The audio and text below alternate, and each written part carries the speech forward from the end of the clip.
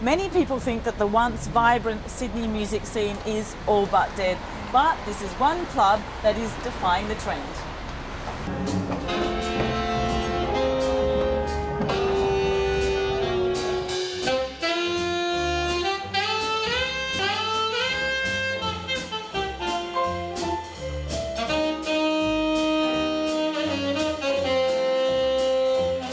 505 started out in a warehouse. My wife and I were a bit sick of there not being a conducive environment for art, music and theatre to happen in the city without the commercial restraints, I guess you would say, that most venues or bars sort of require.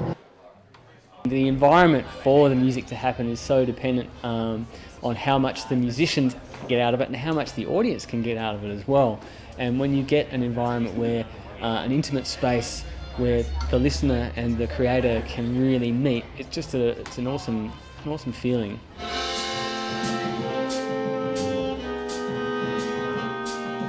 Well, the feedback I get from musicians who come to the venue and play is overwhelmingly positive, because they know once they see me, and they've known me from being on the stage, playing with them in many cases. They know the layout of the stage, from the layout of the stage and the kind of backline instruments that we have ready for them to play, and just the way that the venue is set out.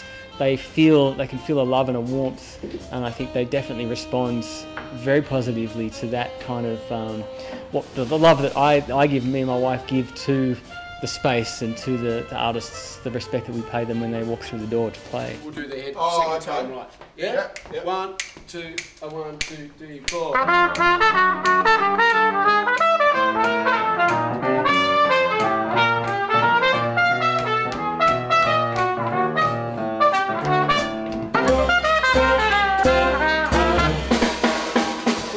It's got a great atmosphere. It's sort of relaxed. Informal, but it makes you feel good about walking out on stage. There's a great piano, and Cameron Undy, the owner, the licensee, has gone to a lot of trouble to make sure that it feels really great for musicians, and it certainly does.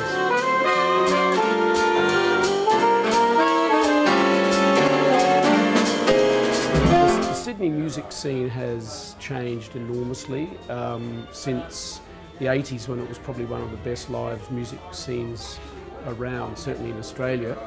I lived in London for nearly 20 years, so when I came back I was quite shocked at how many venues had closed, the lack of venues to play. Like, for example, this band that I'm playing with tonight, Hammerhead, 10, 15 years ago we probably could have played 2 or 3 times a month, but now it's every 2 or 3 months.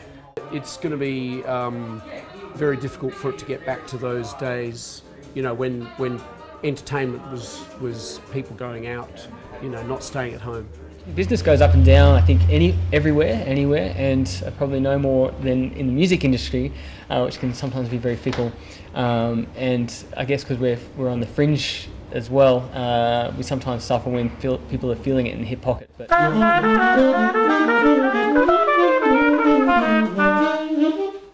what we might do is just have barred up.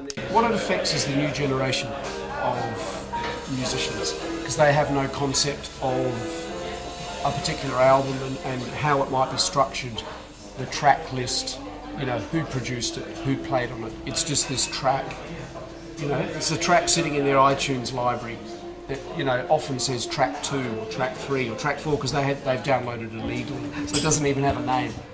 It loses something special. I think it does get lost. I mean, I remember when I was growing up, when I bought an album, I would go to the record store, pass by it every day for maybe a couple of weeks, and I'd look at the records that I wanted to buy, and I'd save up my money and I'd go and buy them, and I'd put that record on and I'd play the album 4 or 5 times, and I'd look at the cover, and it was a real sentimental attachment that grew to the experience of the whole thing, and waiting for it and getting it and listening to it.